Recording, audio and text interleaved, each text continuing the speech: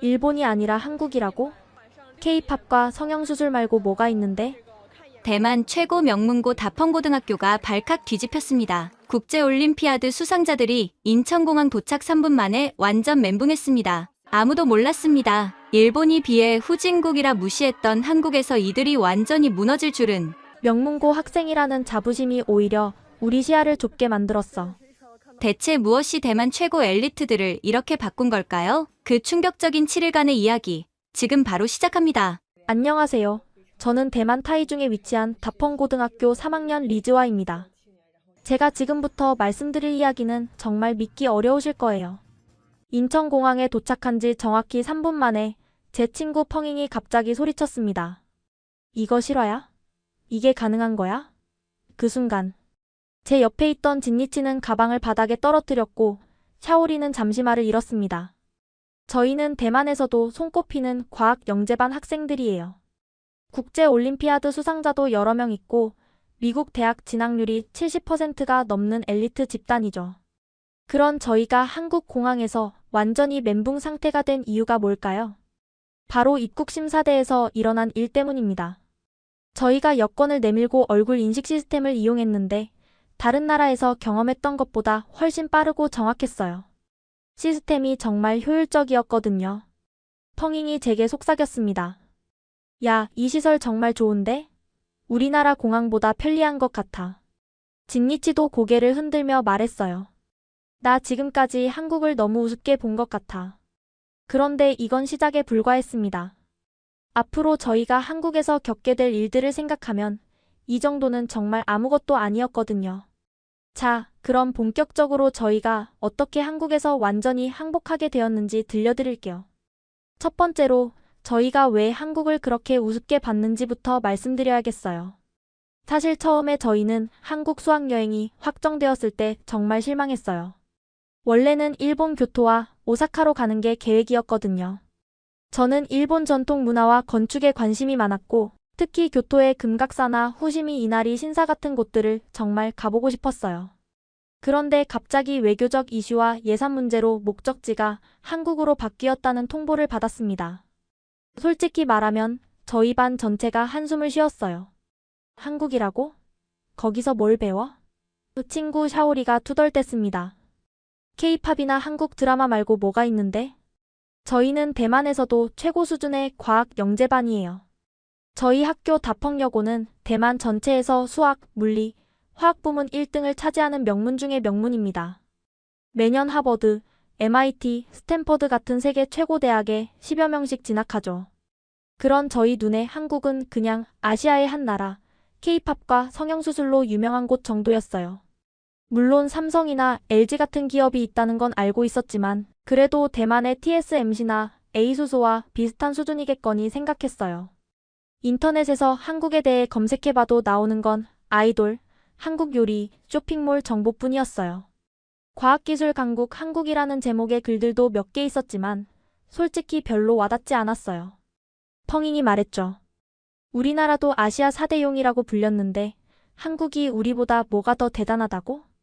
진니치도 거들었어요. 반도체는 대만이 더 잘하고 IT는 일본이 더 앞서잖아. 한국은 그냥 중간 정도 아닐까? 저도 그때는 그런 생각이었어요. 한국은 그냥 아시아의 평범한 선진국 중 하나. 저희가 배울 건 별로 없을 거라고 생각했죠. 담임 선생님께서 저희 반을 불러 모으고 말씀하셨어요. 너희들 진짜 지혜로운 사람은 어디서든 배울 점을 찾는다. 낯선 곳에서 진짜 보물을 발견하는 게 진정한 학습이야. 그 말씀이 조금 마음에 걸렸지만 여전히 큰 기대는 하지 않았어요. 어차피 일주일이면 끝날 일정이고 그냥 친구들과 재미있게 놀다 오자는 마음이었거든요. 하지만 저는 그래도 조금이라도 준비를 해야겠다고 생각해서 한국 현대사에 대한 책을 한 권 읽고 유튜브에서 한국 문화에 대한 영상도 몇 개 봤어요. 그런데 여전히 이 정도면 충분하겠지라는 안일한 마음이었죠. 지금 생각해보면 그때의 제가 정말 우물안개구리였다는 걸 인정할 수밖에 없어요. 한국에 대한 진짜 모습을 전혀 모르고 있었으니까요. 3월 15일 아침 8시 타이베이 타오위안 공항에서 인천행 비행기에 올랐어요. 비행시간은 2시간 반 정도였는데 생각보다 가깝더라고요. 비행기 안에서도 저희는 여전히 한국을 우습게 보고 있었어요. 펑잉이 창문 밖을 보며 말했죠.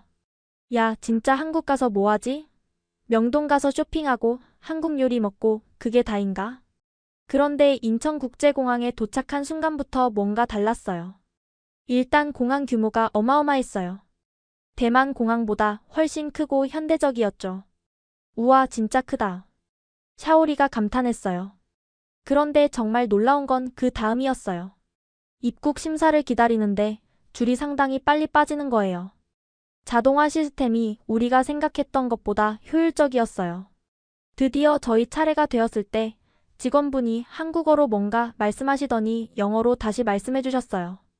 얼굴 인식 시스템 사용하시겠어요? 조금 더 빠릅니다. 저희는 서로 얼굴을 봤어요.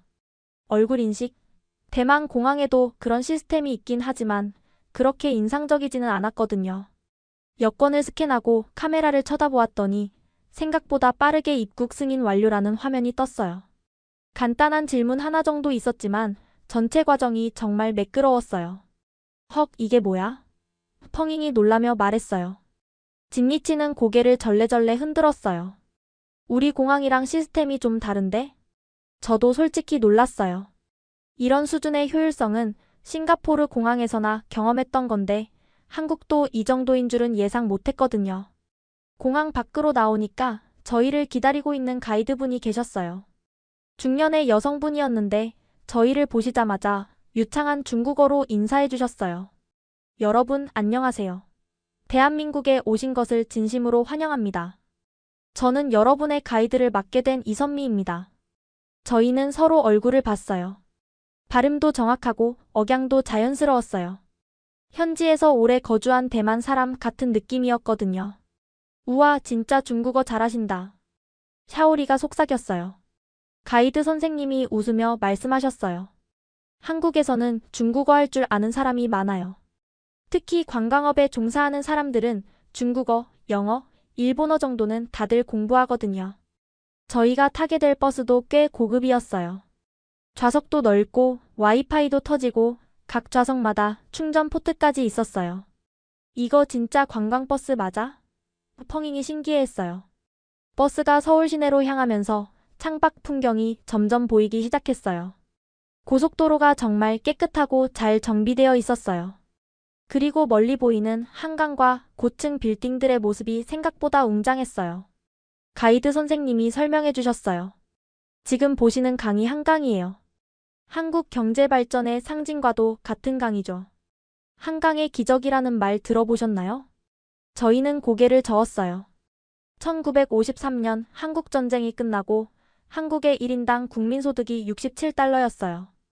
그런데 지금은 3만 달러에 가까워요. 전 세계에서 이렇게 빠르게 성장한 나라는 한국이 거의 유일해요. 그 말을 듣고 저는 조금 놀랐어요. 67달러? 그럼 저희 할아버지 세대 때 대만보다도 훨씬 가난했다는 얘기잖아요. 그럼 지금은 어느 정도예요? 제가 물어봤어요. 현재 한국은 세계 경제 규모 10위권이에요. 1인당 국민소득으로도 선진국 수준이고요. 진니치가 저에게 속삭였어요. 야, 이거 진짜야? 한국이 이 정도였다고? 저도 솔직히 그때까지는 반신반의했어요. 하지만 창밖으로 보이는 서울의 모습은 분명히 저희가 예상했던 것과 달랐어요. 더 현대적이고 더 체계적이었거든요. 그때 제 마음 한구석에서 작은 의문이 들기 시작했어요. 혹시 내가 한국에 대해 잘못 알고 있었던 게 아닐까? 서울 시내에 도착해서 첫 번째 목적지는 광화문이었어요. 버스가 세종대로에 들어서는 순간 저는 정말 숨이 멎을 것 같았어요. 어머나, 저게 뭐야? 샤오리가 창문에 얼굴을 바짝 붙이며 말했어요. 정면에 우뚝 서 있는 광화문, 그 뒤로 펼쳐지는 경복궁의 전경이 눈앞에 펼쳐졌어요. 그런데 놀라운 건 그 옆으로 늘어선 현대적인 고층 빌딩들이었어요. 과거와 현재가 조화를 이루고 있었어요. 와, 이게 진짜야? 펑잉이 말을 더듬었어요. 저도 할 말을 잃었어요. TV에서 본 것과는 차원이 다른 웅장함이었거든요. 600년 된 고궁과 초현대식 빌딩이 충돌하지 않고 서로를 보완하는 듯한 느낌이었어요. 버스에서 내려 광화문 앞으로 걸어가는데 진니치가 조용히 말했어요. 나 지금 왜 갑자기 가슴이 뛰지? 저도 같은 기분이었어요. 말로 설명할 수 없는 어떤 감정이 밀려오고 있었어요. 장엄함? 경외감? 뭔가 그런 느낌이었어요. 광화문을 지나 경복궁 안으로 들어갔는데 그때 우연히 한국 학생 몇 명을 만났어요. 서울대학교 건축학과 2학년이라고 자기소개를 하는 박지원이라는 학생이 저희에게 말을 걸었어요. 혹시 대만에서 오신 분들이세요? 저희가 자원봉사로 외국인 관광객분들께 경복궁 설명을 해드리고 있거든요. 저희는 서로 눈을 마주쳤어요. 한국 대학생이 자원봉사를 한다고? 박지원 학생이 근정전 앞에서 설명을 시작했어요. 이 건물은 조선 왕조의 정전이에요. 왕이 신하들과 회의를 하고 외국 사신을 맞이하던 곳이죠. 그런데 그 다음 말이 저를 정말 놀라게 했어요. 이 기둥 사이의 간격도 그냥 만든 게 아니에요. 여름에는 바람이 잘 통하고 겨울에는 온기를 유지할 수 있도록 정교하게 계산된 거거든요. 온돌이라는 바닥 난방 시스템과 함께 한국 전통 건축의 과학적 원리를 보여주는 대표적인 사례예요. 펑잉이 제게 속삭였어요. 야, 이 학생 진짜 똑똑한 것 같아. 박지원 학생은 계속 설명했어요. 그리고 이 단청의 색깔도 단순한 장식이 아니에요. 빨간색은 액을 막고 파란색은 평안을 의미하고 황색은 왕권을 상징해요. 색상 자체가 한국의 우주관과 철학을 담고 있는 거죠. 저는 점점 더 놀라고 있었어요. 한국 학생이 자국 문화에 대해 이렇게 깊이 알고 있다는 게 신기했거든요. 그리고 그걸 외국인에게 설명해 주려고 자원봉사를 한다는 것도요. 혹시 전공이 한국사예요? 샤오리가 물어봤어요. 아니요, 건축학이에요. 하지만 한국 건축을 이해하려면 역사와 철학도 알아야 하거든요. 그래서 관련 공부를 많이 해요. 진니치가 감탄했어요. 우와, 정말 대단하다. 그때 박지원 학생이 저희에게 질문했어요. 혹시 대만 전통 건축에 대해서도 많이 아세요? 저희는 서로 얼굴을 봤어요.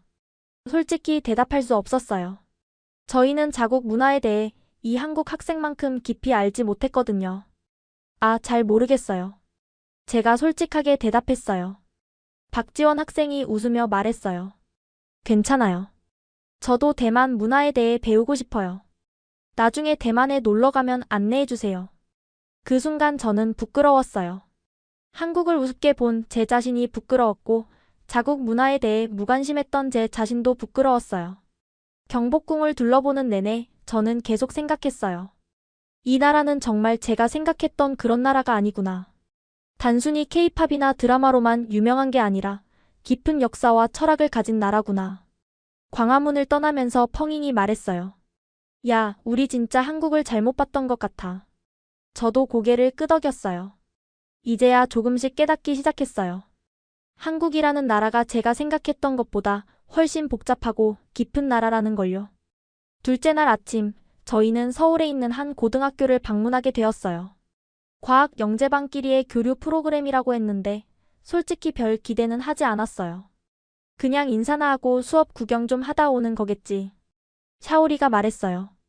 하지만 학교에 도착하자마자 저희는 깜짝 놀랐어요. 일단 학교 시설이 우리가 예상했던 것과 다른 레벨이었어요. 로비에 들어서자 큰 디지털 스크린이 있었고 학생들의 과학 프로젝트 결과물들이 전시되어 있었어요. 우와, 이거 진짜 고등학교 맞아? 펑잉이 눈을 크게 떴어요. 저희를 안내해준 한국 학생들도 정말 인상적이었어요. 영어로 자기소개를 하는데 발음도 좋고 표현도 자연스러웠어요. 안녕하세요. 저는 3학년 김민준입니다. 오늘 여러분과 함께 시간을 보내게 되어 정말 기대돼요. 저희는 먼저 수학 수업을 참관하게 되었어요. 교실에 들어가자마자 저는 놀랐어요. 많은 학생들이 개인용 디지털 기기를 가지고 있었고 전자칠판은 선생님과 학생들이 실시간으로 상호작용할 수 있게 되어 있었어요. 선생님이 함수 그래프를 설명하시는데 학생들이 각자 기기에서 답을 입력하면 그 결과가 실시간으로 선생님 화면에 표시되었어요. 그리고 선생님은 즉시 피드백을 주셨어요. 이거 진짜야? 진니치가 제 귀에 속삭였어요. 저는 말을 못하겠더라고요. 저희 학교도 대만에서는 좋은 시설을 자랑하는데 이 정도의 상호작용성은 경험하지 못했거든요. 그런데 더 놀라운 건 그 다음이었어요. 한 학생이 손을 들고 질문을 했어요. 선생님, 이 함수를 실제 엔지니어링에 어떻게 적용할 수 있을까요? 선생님은 즉시 화면을 전환해서 실제 다리 설계에 함수가 사용되는 예시를 보여주셨어요. 그리고 학생들에게 토론을 시켰어요. 여러분이라면 이 다리를 어떻게 설계하겠어요? 3명씩 조를 만들어서 이야기해보세요. 교실이 갑자기 활기차졌어요. 학생들이 서로 의견을 나누고 기기로 그래프를 그려가며 토론하는 모습이 정말 인상적이었어요. 저는 옆에 있던 김민준 학생에게 물어봤어요. 여기서는 항상 이런 식으로 수업해요? 네, 저희는 단순히 문제를 푸는 것보다 실제 적용을 중요하게 생각해요. 배운 것을 어떻게 사회에 활용할 수 있을지 항상 고민하거든요. 점심시간에는 급식을 함께 먹었는데 이것도 정말 놀라웠어요. 메뉴가 굉장히 다양하고 영양 균형을 잘 맞춘 것 같았어요. 이 급식은 누가 만들어요? 샤오리가 물어봤어요. 저희 학교에는 전문 영양사 선생님이 계세요. 그리고 요리사 선생님들도 모두 자격증을 가지고 계시고요. 펑잉이 깜짝 놀랐어요. 영양사가 직접 메뉴를 짜준다고요? 네, 성장기 학생들의 영양을 정말 중요하게 생각하거든요. 그리고 알레르기가 있는 학생들을 위한 특별 메뉴도 따로 준비해요. 오후에는 동아리 활동을 참관했는데 이건 정말 상상을 초월했어요. 로봇 동아리에서는 고등학생들이 직접 만든 로봇이 계단을 올라가고 있었어요. 이거 정말 학생들이 만든 거예요? 진니치가 믿을 수 없다는 표정으로 물어봤어요. 네, 저희가 직접 설계부터 제작까지 다 했어요. 작년에 국제 로봇 경진대회에서 2등상도 받았어요. 그런데 제가 가장 충격을 받은 건 창업 동아리였어요. 고등학생들이 실제로 사업 아이템을 개발해서 관심을 받는다는 게 믿어지지 않았거든요. 창업 동아리 회장인 이지수 학생이 설명해줬어요. 저희는 시각 장애인을 위한 음성 내비게이션 앱을 개발하고 있어요. 현재 베타 테스트 중이고 실제 시각 장애인분들께 피드백을 받고 있어요. 저는 정말 할 말을 잃었어요. 고등학생이 사회 문제를 해결하려고 직접 앱을 만든다니. 혹시 이거 정말 사업으로 발전시킬 생각이에요? 제가 물어봤어요. 네, 이미 한 투자사에서 관심을 보이고 있어요. 졸업하기 전에 정식으로 창업할 계획이에요. 그때 저는 깨달았어요. 한국 학생들은 저희와 공부하는 목적 자체가 다르다는 걸요. 저희는 좋은 대학에 가기 위해 공부하는데 이들은 세상을 바꾸기 위해 공부하고 있었어요. 학교를 떠나면서 펑잉이 말했어요. 야, 우리가 정말 우물 안개구리였구나. 샤오리도 고개를 끄덕였어요. 진짜 부끄럽다. 우리는 뭘 하고 있었나 싶어. 버스에 타면서 김민준 학생이 저희에게 말했어요. 다음에 대만에 놀러 가면 연락드릴게요. 서로 배울 점이 많을 것 같아요. 저는 그때 처음으로 느꼈어요. 경쟁 상대가 아니라 함께 성장할 수 있는 친구들이라는 걸요. 셋째 날, 저희는 판교 테크노밸리를 방문했어요. 가이드 선생님께서 오늘은 한국의 미래를 보여드릴게요 라고 말씀하셨는데 그때는 뭔 소리인지 이해하지 못했어요. 판교? 거기가 뭐 대단한 곳이야? 샤오리가 고개를 갸웃했어요. 실리콘밸리 같은 곳이라고 하던데. 펑잉이 대답했어요. 저희는 반신반의하며 버스에 올랐어요. 대만에도 신추과학공업원구라는 훌륭한 테크 단지가 있잖아요. 비슷비슷할 거라고 생각했거든요. 하지만 판교에 도착한 순간 저희의 생각은 완전히 바뀌었어요. 일단 건물들부터가 압도적이었어요. 유리와 철골로 이뤄진 미래적인 건축물들이 하늘을 찌를 듯 솟아 있었어요. 첫 번째로 방문한 곳은 네이버 본사였어요. 로비에 들어서자마자 저는 입이 벌어졌어요. 벽면 전체가 큰 디지털 스크린으로 되어 있었고 손으로 터치하면 다양한 정보가 실시간으로 나타났어요. 이거 정말 신기하다. 진니치가 스크린을 만지며 감탄했어요. 네이버 직원분이 저희를 안내해 주셨는데 그분의 설명을 듣고 저는 정말 놀랐어요. 저희는 단순히 검색 엔진만 만드는 회사가 아니에요. 인공지능, 자율주행, 메타버스까지 미래 기술을 개발하고 있거든요. 저희를 AI 연구실로 안내해 주셨는데 그곳에서 본 것들은 정말 공상과학 영화 같았어요. 컴퓨터가 사람의 감정을 인식해서 적절한 반응을 하는 시스템을 보여주셨어요. 이 AI는 사용자의 표정과 목소리 톤을 분석해서 감정 상태를 파악해요. 우울하면 위로해주고 기쁘면 함께 기뻐해주죠. 펑잉이 시연을 해봤는데 정말 AI가 그녀의 표정을 보고 오늘 기분이 좋아 보이네요. 좋은 일이 있나요? 라고 말하는 거예요. 헉, 이거 진짜야? 펑잉이 깜짝 놀랐어요. 네, 이건 아직 초기 단계예요. 궁극적으로는 노인분들의 정서적 동반자 역할을 하는 것이 목표입니다. 그 다음에는 자율주행 연구센터를 방문했어요.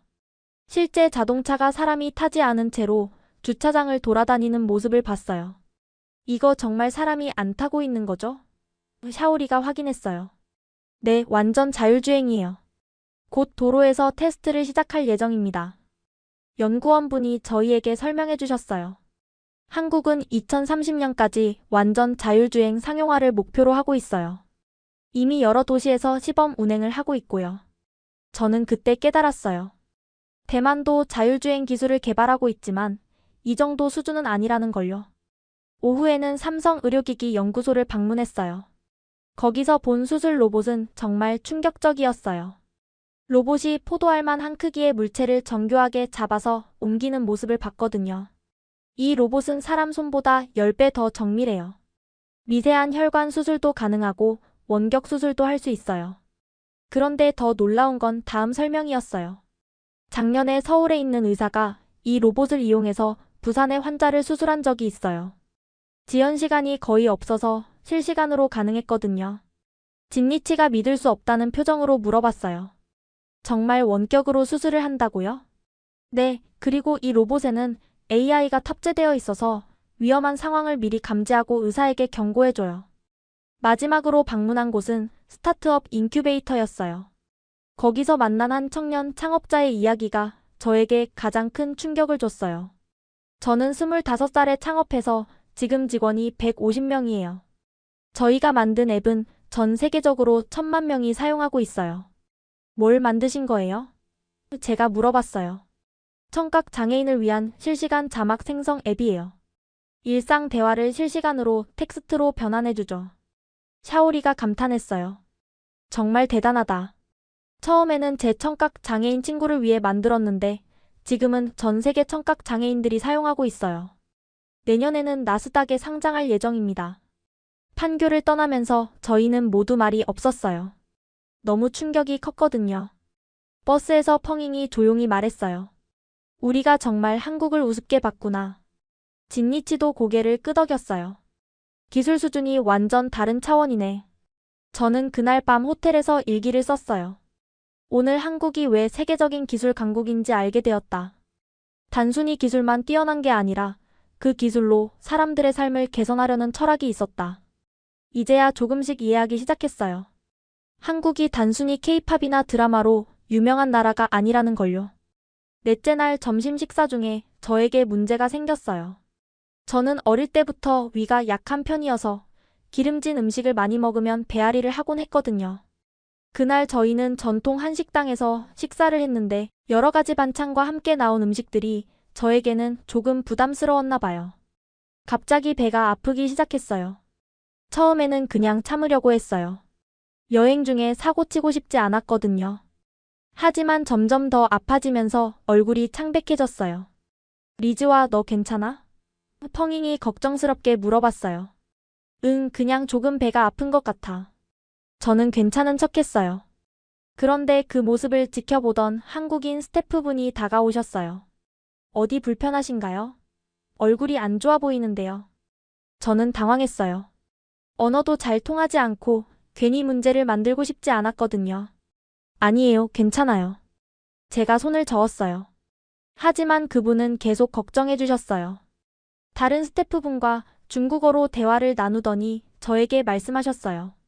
근처에 병원이 있어요. 한국에서는 몸이 아프면 바로 병원에 가는 게 보통이에요. 우리가 모셔다 드릴게요. 솔직히 저는 그때 좀 부담스럽기도 하고 당황스럽기도 했어요. 단순히 배가 조금 아픈 건데 굳이 병원까지 가야 하나 싶었거든요. 대만에서는 이 정도로는 보통 그냥 참거나 약국에서 약을 사서 먹는 정도였어요. 정말 괜찮아요. 조금 쉬면 나을 것 같아요. 저는 사양했어요. 하지만 한국인 스태프분들은 정말 진심으로 걱정해 주시는 것 같았어요. 결국 저는 마지못해 병원에 따라가게 되었어요.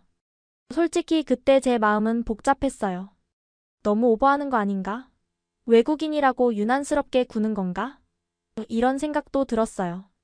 그런데 병원에 도착해서 제 생각이 바뀌기 시작했어요. 일단 병원 시설이 정말 깨끗하고 현대적이었어요. 접수도 디지털로 하고 대기 시간도 예상보다 짧았어요. 더 놀라운 건 의료진분들이었어요. 간호사분은 영어로 저희를 안내해 주셨고 의사 선생님은 저희 증상에 대해 정말 자세히 물어보셨어요. 언제부터 아팠나요? 어떤 종류의 통증인가요? 평소에 위장 쪽에 문제가 있었나요? 저는 의사 선생님이 이렇게 꼼꼼히 물어봐 주실 줄 몰랐어요. 간단한 진료를 받고 약을 처방받았는데 그 과정이 정말 체계적이었어요. 그런데 가장 놀라운 건 계산할 때였어요. 외국인 관광객에게는 특별한 부담이 있을 줄 알았는데 생각보다 합리적인 가격이었어요. 대만에서 비슷한 진료를 받을 때와 크게 다르지 않더라고요. 병원을 나오면서 스태프분이 저에게 말씀하셨어요. 한국에서는 건강을 정말 중요하게 생각해요. 조금이라도 아프면 바로 병원에 가는 것이 당연하다고 생각하거든요. 그제야 저는 깨달았어요.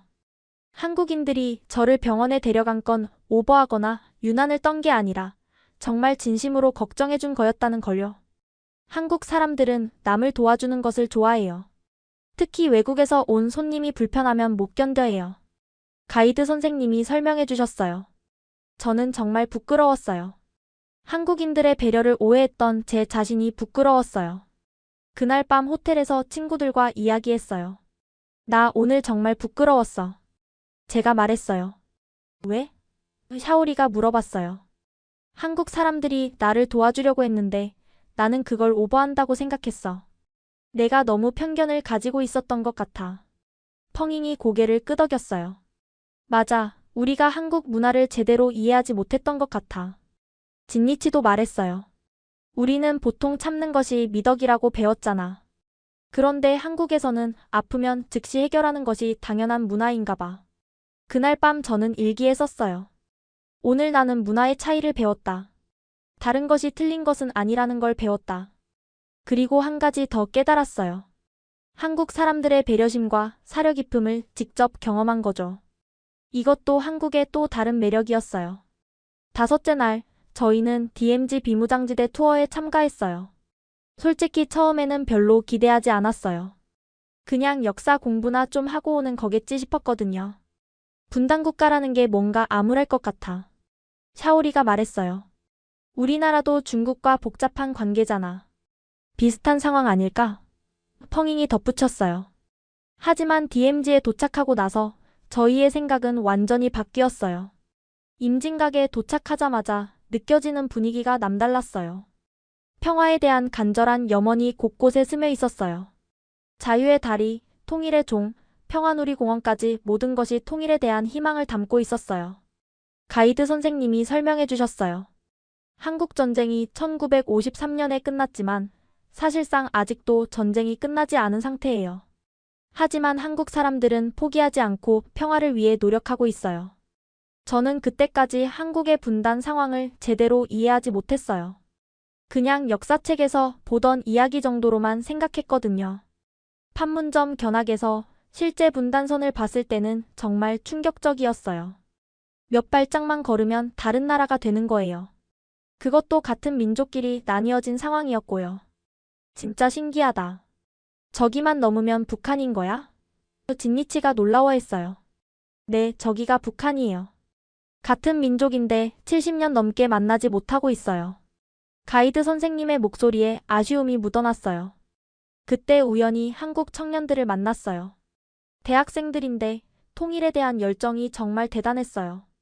서울대 정치외교학과 3학년 이민호 학생이 저희에게 말했어요. 저희 세대는 분단을 직접 경험하지 않았지만 통일에 대한 꿈은 포기하지 않아요. 혹시 통일이 정말 가능하다고 생각해요? 제가 물어봤어요. 물론이에요. 독일도 통일했잖아요. 우리도 언젠가는 반드시 통일할 거예요. 그게 우리의 꿈이에요. 연세대 한국사학과 2학년 박지영 학생도 말했어요. 북한에 제 또래 친구들이 살고 있어요. 언젠가는 그들과 함께 카페에서 커피를 마시며 이야기하고 싶어요. 저는 정말 감동받았어요. 분단의 아픔을 겪고도 절망하지 않고 희망을 잃지 않는 한국 청년들의 모습에서요. 우리나라와 중국 관계와는 좀 다른 것 같아. 펑잉이 저에게 속삭였어요. 맞아, 이건 정말 복잡한 문제구나. 저도 고개를 끄덕였어요. 오후에는 DMZ 내 여러 전시관을 둘러봤어요. 한국전쟁의 참상과 분단의 아픔을 다룬 자료들을 보면서 저는 한국이 어떻게 이렇게 빠르게 발전할 수 있었는지 조금씩 이해하기 시작했어요. 전쟁의 폐허에서 시작해서 지금의 선진국이 되기까지 한국 사람들의 의지력이 얼마나 강했을지 상상할 수 있었어요. 땅굴 전시관을 견학할 때는 정말 숨이 막혔어요. 분단의 현실을 직접 체험하는 경험은 정말 생생했어요. 이런 상황에서도 포기하지 않고 발전한 한국이 정말 대단해. 샤오리가 감탄했어요. DMZ 투어를 마치고 돌아오는 길에 저희는 모두 조용했어요. 너무 많은 생각이 머릿속을 스쳐 지나갔거든요. 버스에서 가이드 선생님이 말씀하셨어요. 한국의 발전은 단순히 경제적 성장만이 아니에요.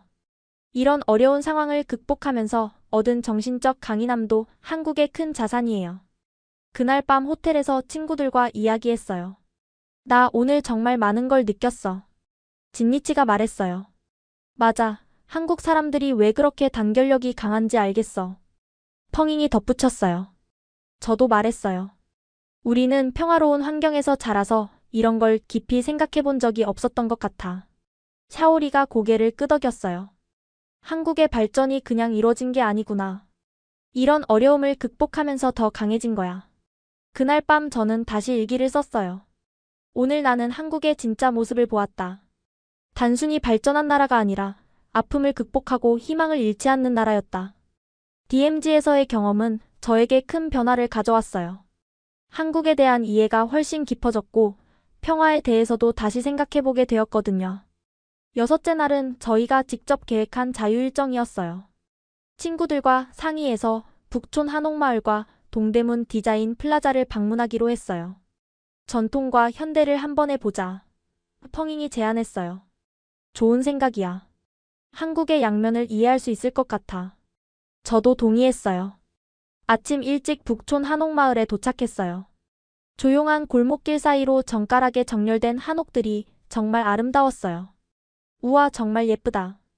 샤오리가 감탄했어요. 하지만 저희가 주목한 건 단순히 예쁜 풍경만이 아니었어요. 한옥들 사이사이에 현대적인 카페, 갤러리, 문화 공간들이 자연스럽게 어우러져 있었거든요. 한옥을 개조한 카페에 들어가서 차를 마셨는데 정말 신기한 경험이었어요. 전통 건축의 따뜻함과 현대적인 편의가 완벽하게 조화를 이루고 있었어요. 카페 사장님과 이야기할 기회가 있었는데 정말 인상 깊었어요. 저는 이 한옥을 그냥 보존하는 게 아니라 현대 사람들이 사용할 수 있게 만들고 싶었어요. 전통은 박물관에만 있는 게 아니라 우리 삶 속에 있어야 한다고 생각해요. 진니치가 물어봤어요. 한옥을 카페로 바꾸면서 어려움은 없었나요? 물론 있었죠. 하지만 한옥의 본질을 해치지 않는 선에서 현대적 편의를 더하는 거예요. 온돌 난방도 그대로 살리고 마루의 구조도 유지했어요. 펑잉이 감탄했어요. 정말 대단하다. 이런 식으로 전통을 지키는 방법도 있구나. 북촌을 떠나면서 저는 한국만의 특별함을 다시 한번 느꼈어요. 전통을 버리지 않으면서도 현대적으로 활용하는 지혜 말이에요. 오후에는 동대문 디자인 플라자로 향했어요. 북촌과는 완전히 다른 세계였어요. 자하 하디드가 설계한 건물은 정말 미래에서 온 것 같았어요. 이거 진짜 건물이야? 샤오리가 놀라워했어요. 곡선으로 이뤄진 은색 외벽은 정말 예술작품 같았어요. 하지만 단순히 예쁘기만 한 게 아니라 실용적이기도 했어요. DDP 내부에는 다양한 전시관과 디자인 상점들이 있었어요. 한국의 현대 디자인과 미래 기술들을 직접 체험할 수 있었어요. 특히 인상 깊었던 건 미디어 파사드 쇼였어요. 저녁이 되자 DDP 외벽의 영상이 투사되기 시작했어요. 우와, 이게 뭐야? 진니치가 감탄했어요. 한옥의 곡선이 디지털로 재해석되어 DDP 벽면에서 춤을 추고 한글 자음과 모음이 살아 움직이듯 변화했어요. 조선시대 왕의 행차 장면이 현대의 자율주행차로 자연스럽게 변환되고 전통 무용수의 동작이 로봇의 움직임으로 이어졌어요. 정말 신기하다. 과거와 미래가 하나로 연결되는 것 같아. 펑잉이 말했어요. 저는 그 순간 깨달았어요. 이게 바로 한국의 정체성이구나. 전통을 버리지 않으면서도 미래를 향해 나아가는 것이구나. 쇼가 끝난 후 저희는 한강공원으로 갔어요. 밤하늘 아래 흐르는 한강을 보면서 하루를 정리했어요. 오늘 정말 많은 걸 봤어. 샤오리가 말했어요. 저도 고개를 끄덕였어요. 북촌에서는 전통이 어떻게 현재와 연결될 수 있는지 배웠고, DDP에서는 현재가 어떻게 미래와 만날 수 있는지 봤어. 진니치가 덧붙였어요. 한국은 정말 특별한 나라인 것 같아. 과거를 잊지 않으면서도 미래를 두려워하지 않아. 펑잉이 말했어요. 우리나라도 이런 식으로 전통과 현대를 조화시킬 수 있을까? 그 질문에 저희는 모두 생각에 잠겼어요. 대만도 풍부한 전통을 가지고 있지만 한국처럼 현대적으로 활용하고 있는지는 의문이었거든요. 한강을 바라보며 저는 생각했어요. 한국의 발전이 단순히 서구화가 아니라 자신들만의 방식으로 미래를 만들어가는 거구나. 그 순간 저는 한국에 대한 제 생각이 완전히 바뀌었다는 걸 느꼈어요. 더 이상 한국을 모방이나 추종의 대상으로 보는 게 아니라 배우고 싶은 롤모델로 보게 된 거죠. 여섯째 날 저녁, 저희는 한국 대학생들과의 교류 모임에 참석했어요. 장소는 홍대 근처의 한 카페였는데 저희를 위해 특별히 마련된 자리였어요. 긴장된다. 샤오리가 속삭였어요. 우리보다 어릴 것 같은데 뭘 긴장해. 펑잉이 웃었지만 사실 저희 모두 조금씩 떨리는 마음이었어요. 카페에 도착하니 이미 18명의 한국 대학생들이 저희를 기다리고 있었어요. 서울대, 연세대, 고려대, 성균관대 등 다양한 대학에서 온 학생들이었어요. 안녕하세요. 대만에서 오신 분들이시죠? 정말 반가워요. 한 학생이 유창한 중국어로 인사했어요. 저희는 서로 소개를 하며 어색함을 풀어갔어요. 놀랍게도 대부분의 한국 학생들이 영어는 물론 중국어나 일본어도 어느 정도 할 줄 알았어요. 우와, 한국 학생들 정말 어학 실력이 좋네. 진니치가 제게 영어로 속삭였어요. 서울대 국제학과 3학년 김수진 학생이 저희에게 말했어요. 저희 세대는 글로벌 소통을 중요하게 생각해요. 언어는 기본이라고 생각하거든요. 대화가 본격적으로 시작되자 저는 한국 대학생들의 생각이 정말 깊고 넓다는 걸 느꼈어요. 연세대 경영학과 2학년 박민수 학생이 물어봤어요. 대만은 반도체 산업이 정말 발달했잖아요. 저희도 많이 배우고 싶어요. 제가 대답했어요. 네, 저희 나라 자랑이죠. 하지만 이번에 한국 와서 보니까 한국도 정말 대단한 것 같아요. 고려대 정치외교학과 4학년 이지연 학생이 말했어요. 사실 저희는 대만을 정말 존경해요. 민주주의도 더 일찍 이룩했고 자유로운 분위기도 부럽고요. 샤오리가 놀라며 물어봤어요. 정말요? 한국도 민주주의 국가인데요? 물론이죠. 하지만 대만은 더 자연스럽게 다양성을 받아들이는 것 같아요. 저희도 그런 걸 배우고 싶어요. 성균관대 심리학과 3학년 최유리 학생이 덧붙였어요. 저희는 아시아의 청년들끼리 더 많이 교류해야 한다고 생각해요. 서로 배울 점이 너무 많거든요. 펑잉이 고개를 끄덕였어요. 맞아요. 우리는 왜 이제서야 이런 대화를 하게 된 걸까요? 한국외대 중국어과 2학년 정승호 학생이 흥미로운 이야기를 해주었어요. 저는 작년에 대만으로 교환학생을 갔다 왔는데 정말 좋은 경험이었어요. 대만 학생들의 창의성과 자유로운 사고방식에 많이 배웠어요. 한국에서도 교환학생으로 대만 학생들이 와요? 제가 물어봤어요. 네, 매년 늘어나고 있어요. 그리고 졸업 후에 대만으로 취업하는 한국 청년들도 있고요. 이화여대 국제학부 4학년 한소영 학생이 말했어요. 저는 대만의 스타트업 문화에 관심이 많아요. 한국보다 더 자유롭고 유연한 것 같더라고요. 진니치가 웃으며 말했어요. 근데 우리는 이번에 한국 와서 스타트업 수준에 깜짝 놀랐어요. 완전 다른 차원이더라고요. 카이스트 전산학과 3학년 이태연 학생이 흥미롭게 물어봤어요. 대만에서는 인공지능이나 반도체 분야에서 일하고 싶어하는 학생들이 많나요? 저는 정확히 대답했어요. 네, 특히 TSMC 같은 회사는 모든 공대생의 꿈이죠. 하지만 한국도 삼성이나 SK 같은 대기업이 있잖아요. 맞아요. 하지만 저희는 창업에도 관심이 많아요. 사회 문제를 해결하는 기술을 만들고 싶거든요. 대화가 깊어질수록 저는 깨달았어요. 한국 청년들과 저희는 생각했던 것보다 훨씬 비슷한 고민을 하고 있다는 걸요. 중앙대 신문방송학과 2학년 김다영 학생이 말했어요. 저희 세대의 공통점은 아시아가 더 강해지길 바란다는 거예요. 서로 경쟁만 하지 말고 협력했으면 좋겠어요. 펑잉이 깊이 공감하며 말했어요. 정말 그래요. 우리가 서로를 라이벌로만 보지 말고 파트너로 봤으면 좋겠어요. 저도 마음에서 우러나오는 말을 했어요. 이번 여행에서 정말 많이 배웠어요. 특히 한국 청년들의 열정과 비전을 보면서 자극을 많이 받았어요.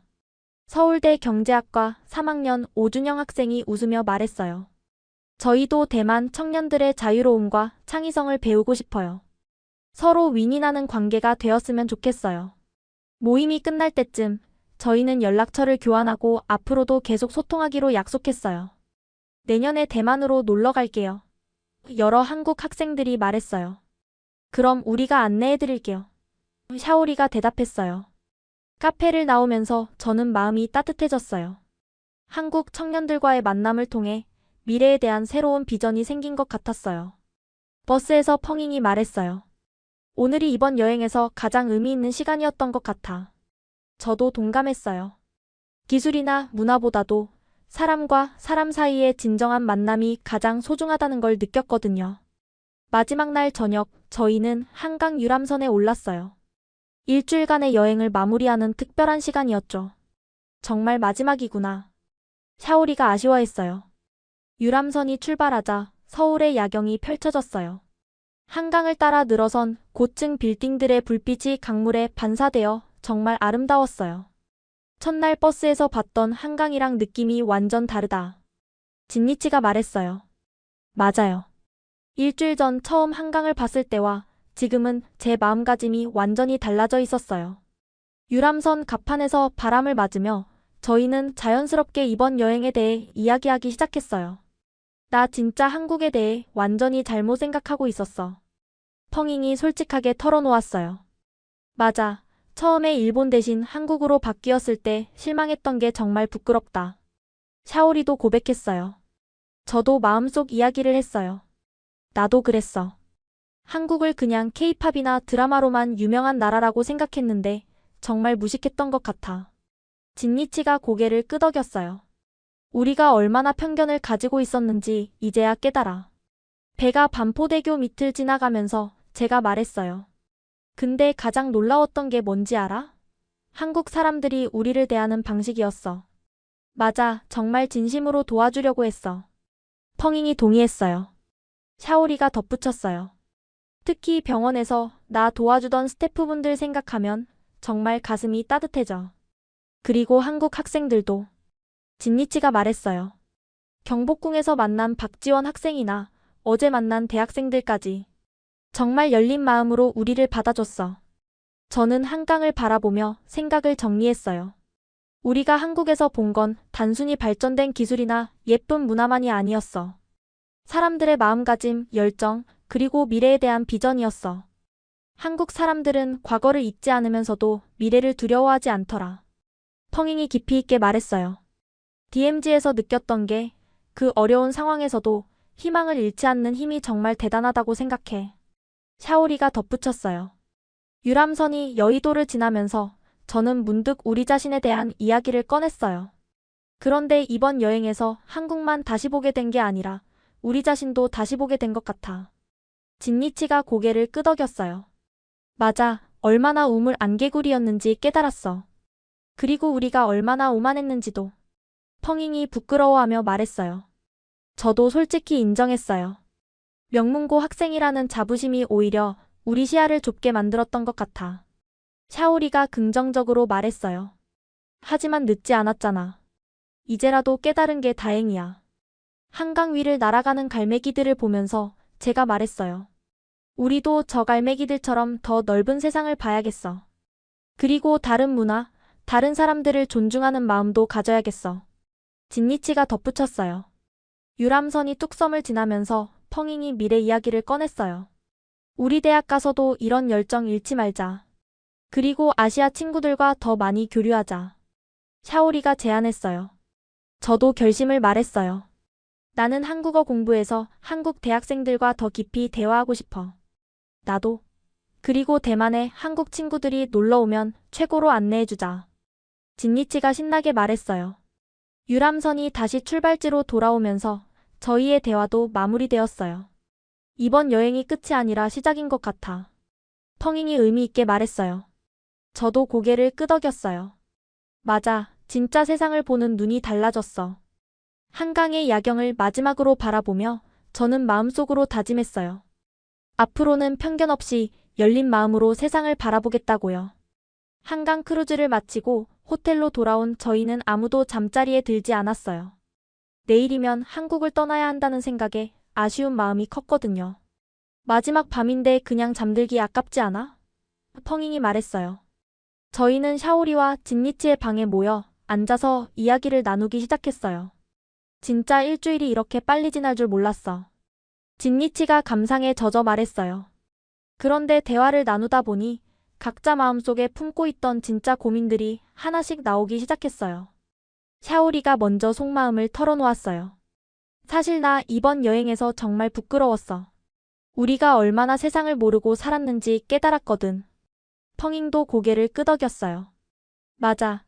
특히 한국 학생들과 이야기하면서 우리가 얼마나 시야가 좁았는지 느꼈어. 저도 솔직히 말했어요. 나도 그래. 명문고 다닌다고 우쭐했는데 정작 중요한 걸 놓치고 있었어. 진니치가 깊은 한숨을 쉬며 말했어요. 우리 부모님들도 우리를 자랑스러워하시는데 사실 우린 아무것도 모르고 있었잖아. 그때 갑자기 방 안이 조용해졌어요. 저희 모두 비슷한 생각을 하고 있었거든요. 펑잉이 조심스럽게 물어봤어요. 우리 정말 바뀔 수 있을까? 어떻게 바뀌고 싶은데? 제가 물어봤어요. 샤오리가 진지하게 대답했어요. 더 겸손해지고 싶어. 그리고 다른 문화를 존중할 줄 아는 사람이 되고 싶어. 진니치도 말했어요. 나는 한국 학생들처럼 사회 문제에 관심을 갖고 싶어. 단순히 성적만 좋은 학생이 아니라 의미 있는 일을 하는 사람이 되고 싶어. 펑잉이 덧붙였어요. 나도. 그리고 아시아 친구들과 진짜 소통할 수 있는 사람이 되고 싶어. 저는 제 마음속 깊은 바람을 말했어요. 나는 앞으로 더 많은 나라, 더 많은 문화를 경험해보고 싶어. 그리고 편견 없이 세상을 바라보고 싶어. 그러자 샤오리가 현실적인 걱정을 표현했어요. 근데 대만 돌아가면 또 원래대로 돌아갈까봐 걱정이야. 진니치도 동감했어요. 맞아. 학업 스트레스 받고 대학 입시 준비하다 보면 이런 마음 다 잊어버릴 것 같아. 펑잉이 좋은 아이디어를 냈어요. 그럼 우리끼리 약속하자. 정기적으로 만나서 서로 격려하고 이번 여행에서 배운 걸 잊지 않도록 하자. 좋은 생각이야. 저도 동의했어요. 저희는 구체적인 계획을 세우기 시작했어요. 한 달에 한 번씩 만나서 각자 새롭게 배운 것들을 공유하자. 샤오리가 제안했어요. 그리고 다른 나라 친구들과도 계속 연락하자. 특히 한국 친구들과. 진니치가 덧붙였어요. 펑잉이 말했어요. 나는 한국어 공부 진짜 열심히 할 거야. 저도 다짐했어요. 나는 아시아 다른 나라들에 대해서도 공부해 볼 거야. 대화를 나누면서 저희는 점점 확신을 갖게 되었어요. 변화는 가능하다는 걸요. 우리가 바뀌면 주변 친구들도 바뀔 수 있어. 샤오리가 희망적으로 말했어요. 진니치도 고개를 끄덕였어요. 그러면 우리 학교, 우리 세대도 조금씩 달라질 수 있겠어. 새벽이 되어서야 저희는 각자 방으로 돌아갔어요. 하지만 그날 밤 저는 잠이 오지 않았어요. 머릿속에 너무 많은 생각이 맴돌았거든요. 내일이면 한국을 떠나지만 진짜 여행은 이제 시작이야. 그렇게 생각하며 저는 마음속으로 다시 한번 다짐했어요. 이번 경험을 절대 잊지 않겠다고, 더 나은 사람이 되겠다고요. 마지막 날 아침, 체크아웃을 마치고 인천공항으로 향하는 버스에 올랐을 때 저희의 마음은 정말 복잡했어요. 정말 떠나는구나.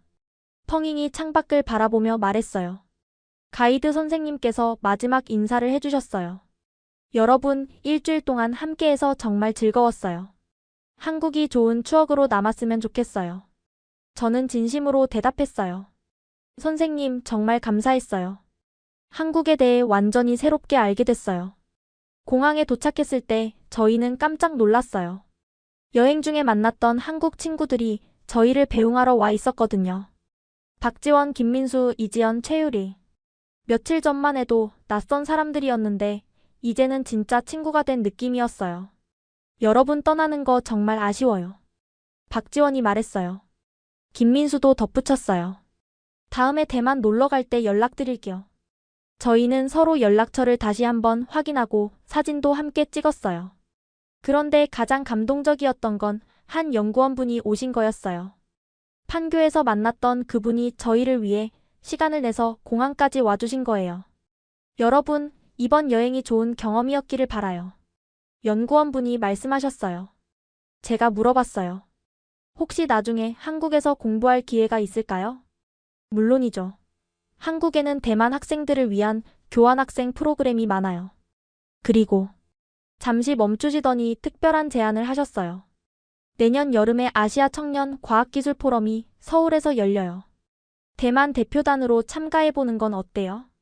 저희는 눈이 번쩍 뜨였어요. 정말요? 샤오리가 신나게 물어봤어요. 네, 제가 추천서를 써드릴 수 있어요. 여러분 같은 인재들이 필요해요. 그 순간 저는 정말 감동받았어요.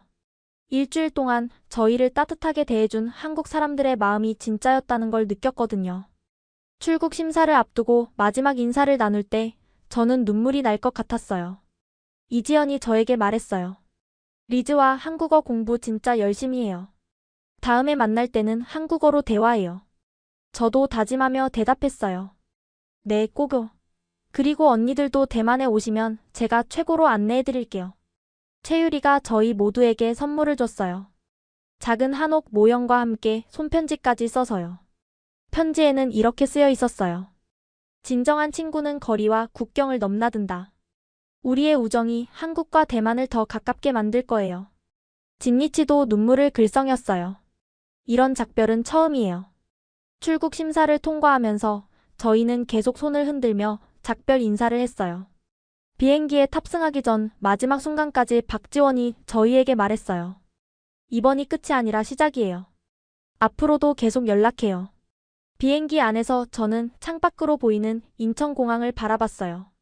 일주일 전 처음 도착했을 때와는 완전히 다른 마음이었어요. 펑잉이 저에게 말했어요. 우리 정말 많이 바뀐 것 같아. 샤오리도 고개를 끄덕였어요.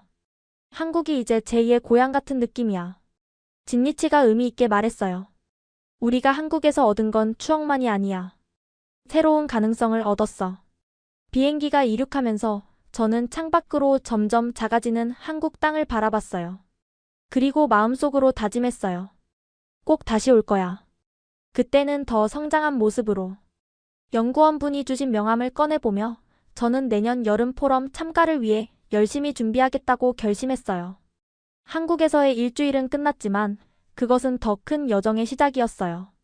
지금까지 대만 명문고 학생 리즈화와 친구들의 충격적인 한국 수학여행 이야기 어떠셨나요? 편견으로 시작해서 감동으로 마무리된 이들의 여정은 우리에게 많은 생각할 거리를 남깁니다. 때로는 우리도 모르게 다른 문화나 나라에 대해 편견을 가지고 있을 수 있습니다. 하지만 진정한 만남과 경험을 통해 그 편견은 이해와 존중으로 바뀔 수 있죠. 리즈화와 친구들처럼 열린 마음으로 세상을 바라본다면 우리도 더 넓은 세계를 만날 수 있을 것입니다. 여러분도 편견을 넘어선 새로운 만남의 경험이 있으시다면 댓글로 공유해주세요. 구독과 좋아요도 잊지 마시고 다음에도 더 의미 있는 이야기로 찾아뵙겠습니다. 지금까지 원더풀 해외사연이었습니다. 감사합니다.